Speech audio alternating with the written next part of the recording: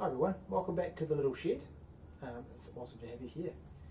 I wanted to start this episode just by saying thank you to everyone who checked out the first one. It was just me making some shelves for the shed, which you can't see, they're just out of shot, they're right there, but trust me that there's shelves there, and there are things that were on the floor, they're now on the shelves. Speaking of the videos that I do want to kind of try and keep this going, and I've had a little bit of time to think about what these might actually be.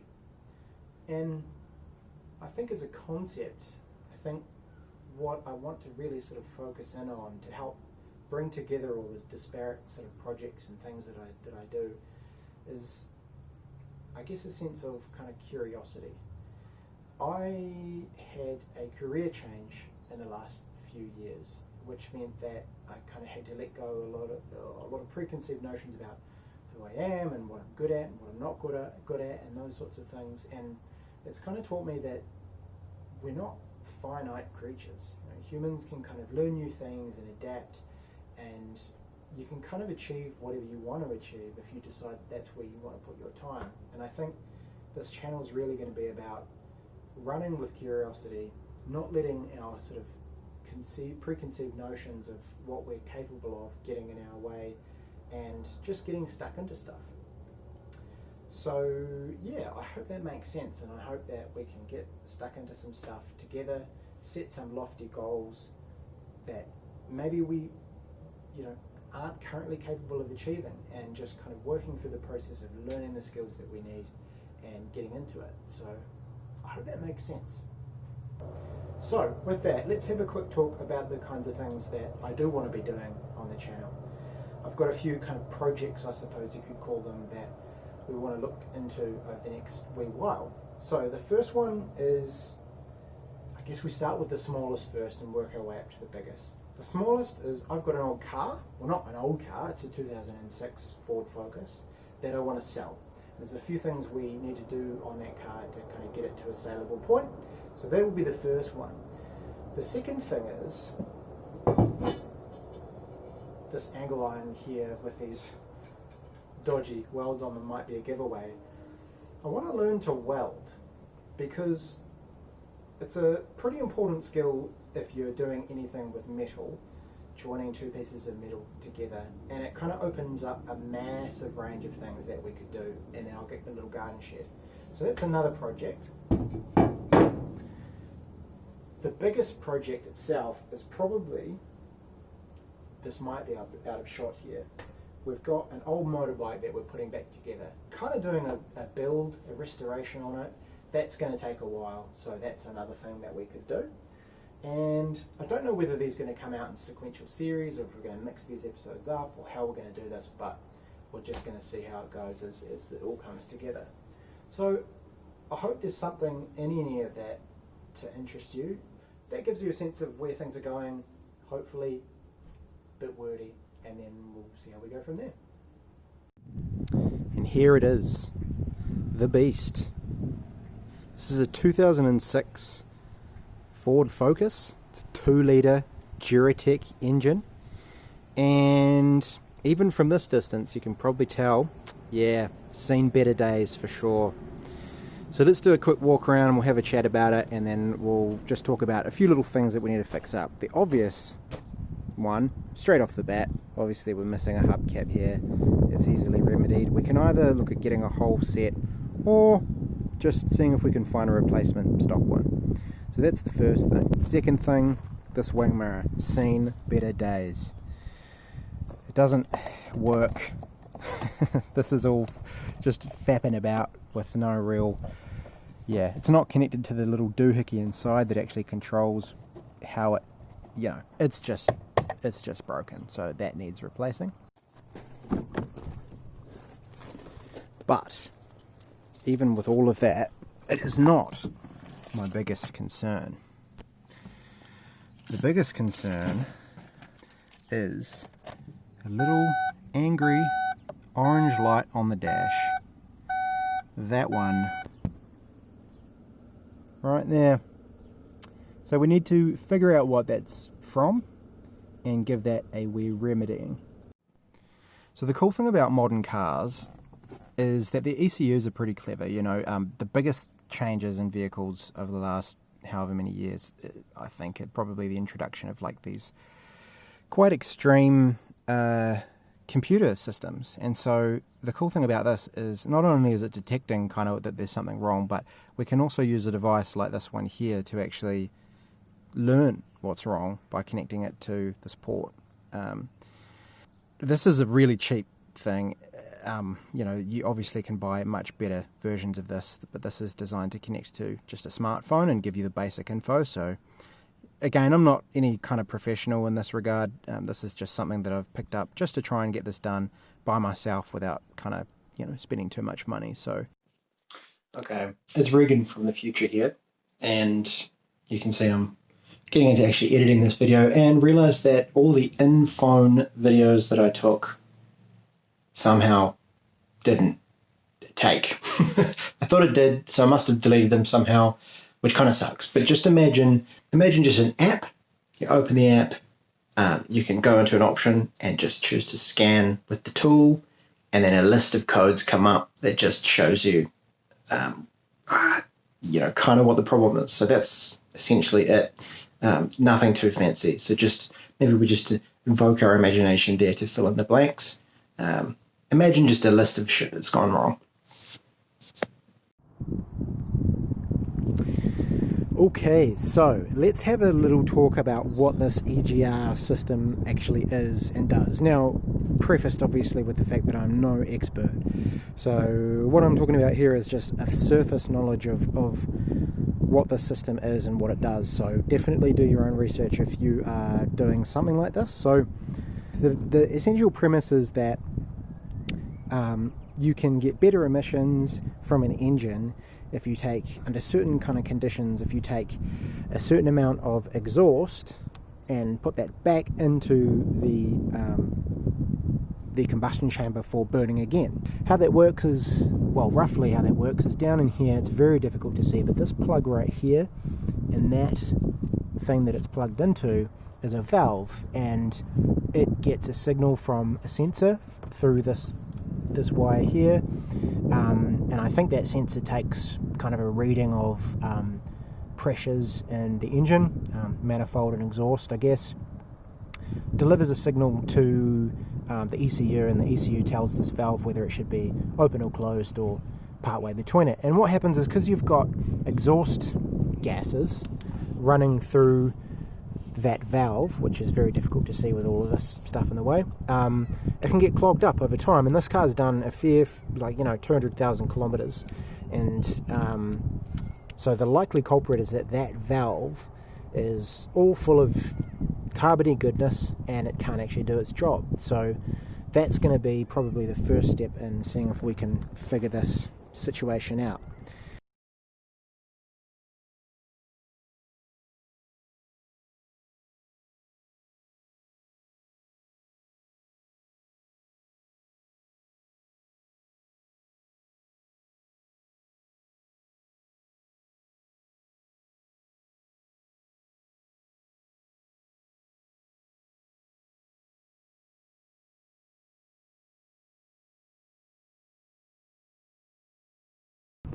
Huzzah! Okay, so things are relatively clear now. There's a big old, where does that go? Down to the radiator. So this, what I thought was coolant, is indeed coolant. So I can squeeze this and see that the kind of overflow, coolant overflow, is flipping about in there, so that suggests that is coolant. So like ideally I'd like to leave that alone and see if I can get to these bolts without actually taking a whole coolant pipe off. That'd be nice. There's also a coolant pipe that goes into the valve itself, which is not a big deal. We can deal with that, pinch it off or something with a bit of pair of vice grips. Alright, let's see if this works. So I've got the 10mm on the end. I think that's a 10mm. Yep, 10mm. Then this little universal joint here, a small spacer, and then the ratchet. So we'll see if that is enough to kind of finoodle in there.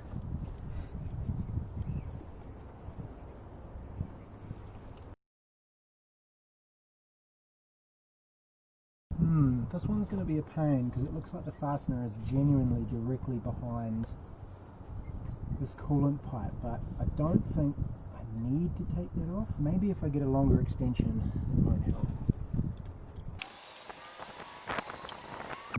No, not going to work. This is why I like motorcycles, because none of this this is never an issue. Can I get to that? It's genuinely down. Maybe if I come in from this angle, from the top.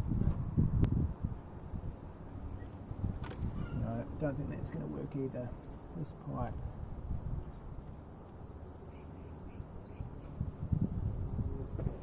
Pipe is really cramping my style. See, the thing is, when we first bought this car, they reckoned that they'd cleaned this valve, but now that I look at like this all being together, I'm not sure that that's the case, because there's no real evidence of things having been disassembled down here at any stage. So maybe we got lied to.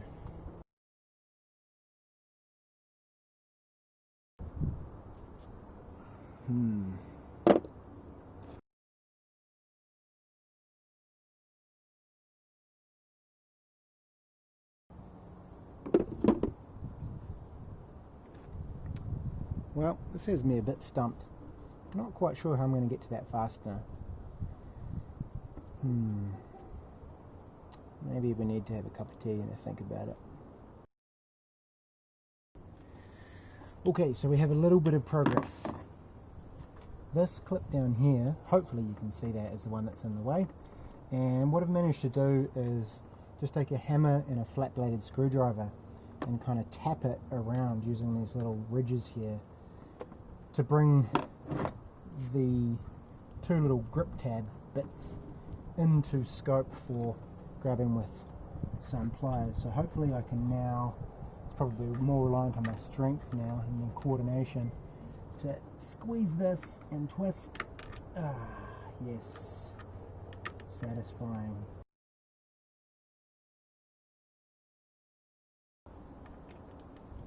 I can see it, so close. Wow, so close yet so far.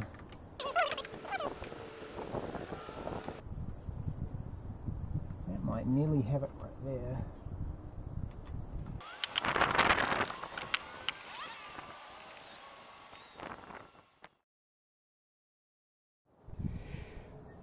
Right, so it's a different day and I'm down a bit of a rabbit hole. So this is the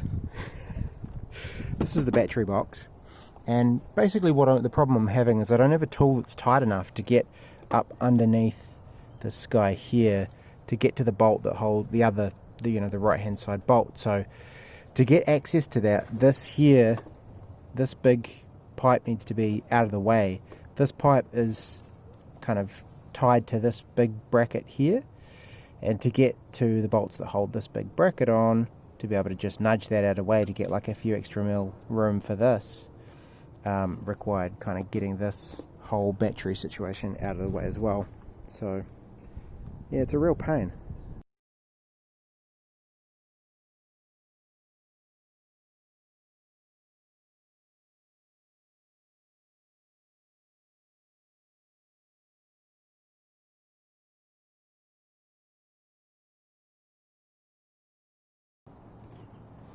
Magnet on a stick. Key.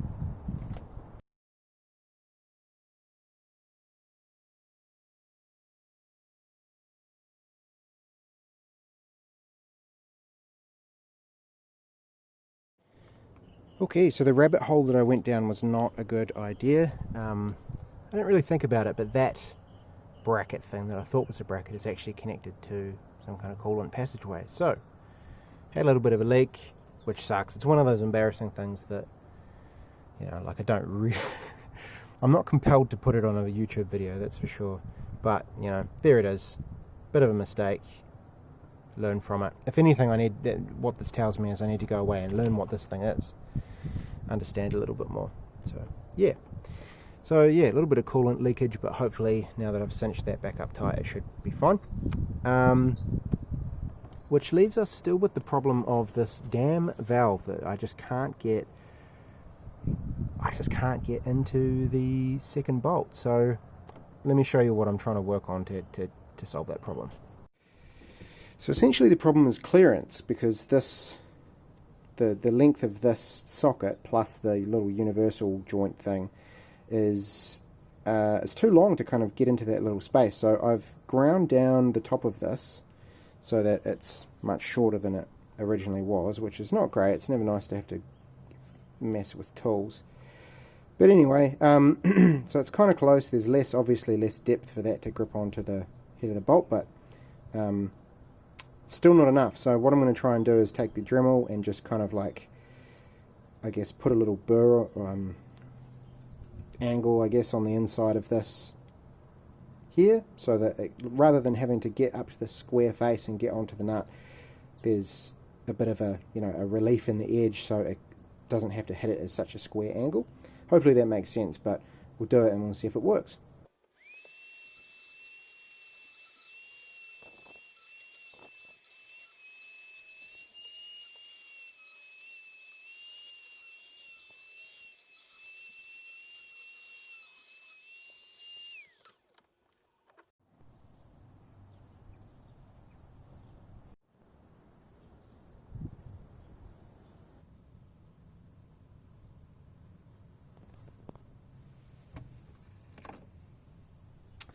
Right, well, it's another day, and I'm about to kick off my third attempt at getting this damn bolt off the damn car. And what I have to show for the previous attempt is just this shortened socket, which didn't work. Still too much length in it. Well, too much length in this, and then also the universal adapter bit on the end. So I've been to Bunnings and have acquired a smaller universal joint that will work with a different socket set. So what I'm left with is just this modified tool, which I'll have moving forward. So, good times. Let's have another attempt. Huge moment in the process. After so much finadoodling, you wouldn't believe, I have the valve clear. Oh, it's so hard to see. There it is there, fapping about. Man, the bolt here on the back of this was maybe the hardest, well, probably the most difficult bolt I've ever had to undo off something. Well, getting this thing off the car was way more of a pain than I thought it was going to be. But, I'm gutted that I wasn't filming at the moment that this thing came loose, because it was special stuff. Easily the hardest bolt I've ever had to undo myself, but perseverance paid off, I guess. It did teach me a little bit about, doing this kind of thing. I'm very inexperienced on cars. And I think the first thing is, don't attempt to take anything off if you don't know what it is. Yeah, that was my first mistake. Second mistake was probably trying to do it without really knowing what tools I needed, and going down rabbit holes that I just didn't need to do.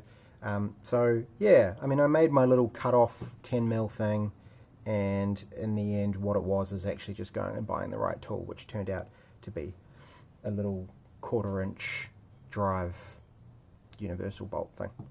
So here we are, we've finally got it off the car, and it's the moment of truth. We now get to have a look at this and see how bad it is, and it's quite bad. So I don't know, it's going to be kind of difficult to get some light in there, and this is, to be fair, we could get detail, but this is all you need to see. It's like just super black in there, so need to spend some time cleaning that up. Actually, what we'll do before we do that is we'll take this top bit off. I think all this is just like an actuator that is connected to some inputs, and so we can take this off and we can kind of manually press down on the valve that opens into here, and we'll just see what it feels like. I don't think they need to be very gummed up to be an issue. Like if it's just dragging a little bit, something like that, that can cause problems. from what I've seen online anyway. This is not my own experience. Let's take these off and have a look at that.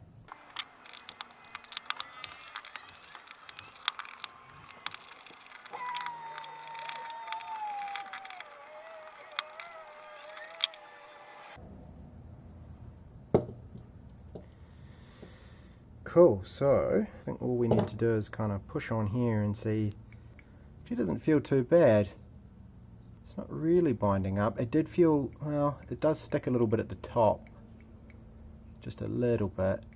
Don't know if that's going to be, oh yeah, there's a in the middle there as well. It drags quite a bit.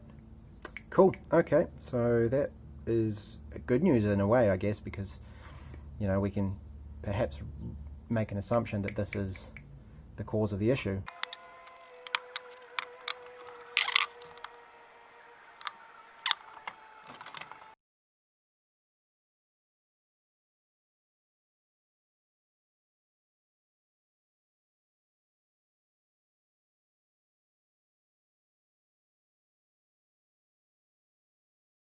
It's definitely a catching at the top, like as soon as it, especially if you push from the side, which is hopefully not how it's operating, but it, yeah, it comes undone awkwardly. Should be a nice smooth effortless action all the way through. So yeah, we'll just keep plugging away at it, I guess.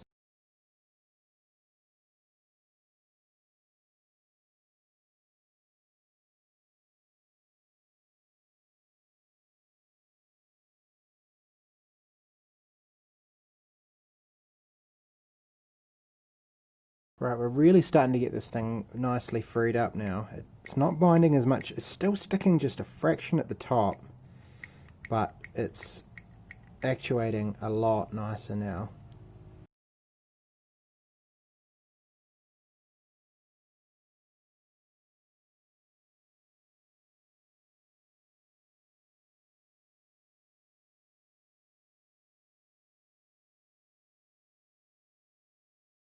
Okay, so I think I'm at a point now where I'm kind of happy with it. You can kind of see there, it's a lot freer, and hopefully you can see this, but I can kind of see that shaft like kind of wiggling back and forth. It's got enough play to be able to do that now, and it's not really sticking at the top. It's smooth all the way through. Happy with that. Now we just need to throw it back on the car. I say throw it back on the car as though that's going to be like a just there you go, but it's going to be a bit of an ordeal. And we'll see how it goes. I'm kind of excited to see if this does the trick.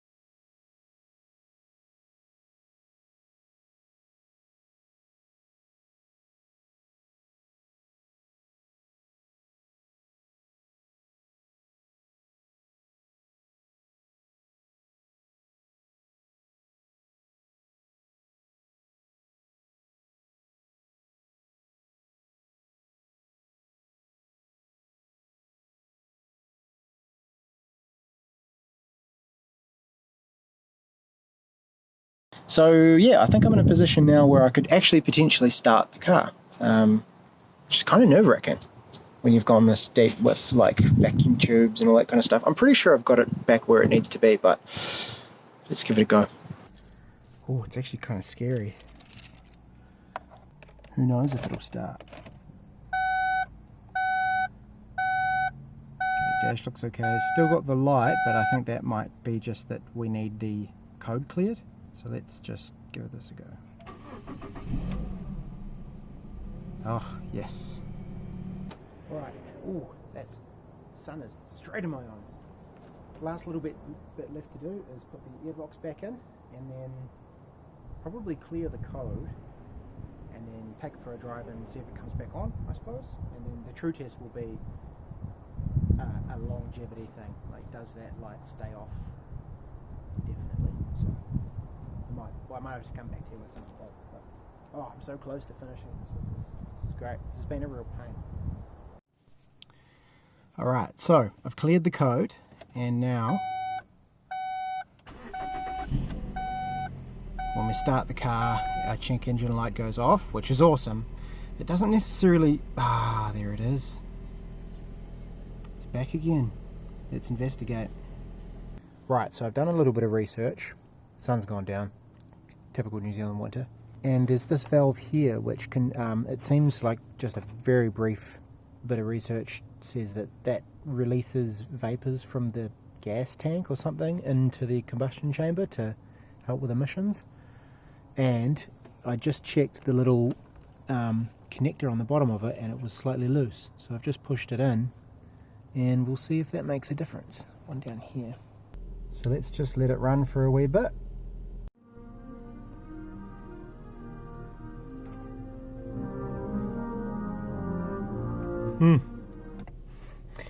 It's been running for a few minutes now, and it's looking good. So what I think we might do is go for a bit of a test drive.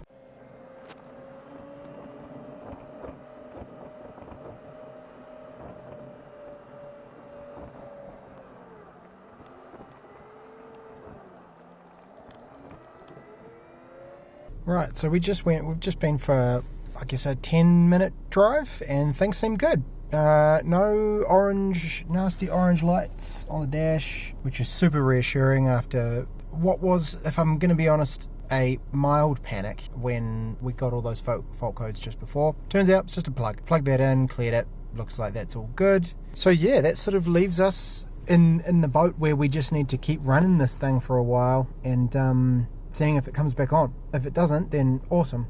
I think probably what I'll do is give it maybe a month or so, and if it hasn't come back on, then I'll be happy and I'll be good with selling the car, and that'll give me time to do the other things that we want to do. So yeah, cool.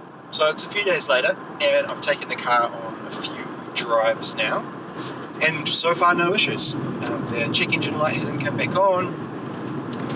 It's kind of feels almost like it's running better, which I guess it might do now that everything's kind of functioning as it should. But yeah, no issues so far. It's awesome. So pretty happy that we managed to get that sorted out. So what did we learn from this process? Well, one, you can get stuff done like this done by yourself without having to pay a guy, as long as you've got the tools, the perseverance to kind of push on with it, and to be okay with kind of coming up against obstacles and just sort of carrying on until you get past it, because that's all it is really. It's just thinking, I've got a problem, what do I need to do to solve it and push past it? So that's cool. We also obviously learned some quite tangible stuff, like what, a little bit more about how that valve works and what it looks like and all that kind of stuff, and also the evaporative emissions system, something that I hadn't really known about before, and when that went wrong, did a little bit of reading and got that sorted, so that's cool. But yeah, I think the main thing is that thing about just kind of persevering and pushing through problems. The other thing is that, when you watch a video on YouTube, they say, these are the tools you need, but they don't specify, for example, that, rather than having a half-inch drive or quarter, whatever you've got, half-inch drive universal joint for the socket or whatever, you actually need a quarter-inch drive because it's the smaller one that will fit in the space, sort of thing. So little nuances like that can make a big difference, and that was what we found out. So next on the list, it's awesome to have that one thing ticked off. That was the biggest, scariest thing that I was worried about sorting on the car. So that seems like that's done. The next thing on the list, the wing mirror over there, just tidying up the exterior a wee bit, and the rear brakes. So on its last warranty fitness, which is like a safety check thing we have to get done on our cars here in New Zealand, they mentioned the rear brakes we're going to need looking at. Sorry, that's very shaky. So that will be something we'll have to have a look at and sort of figure out and see whether there's anything we can do about that. It might be like brake pads, or maybe we need to do the rotors as well. So that'll be fun. And yeah, so thanks for hanging around for this video. Maybe it wasn't the most exciting thing to see, but I hope we've kind of learned a little bit about, well, I have anyway, a bit about doing this sort of stuff. and I learned that I actually enjoy motorcycles more because it's not as cramped and ridiculous to work on. But there you go. Join me next time. We'll tackle that wing mirror over there and keep on moving forward.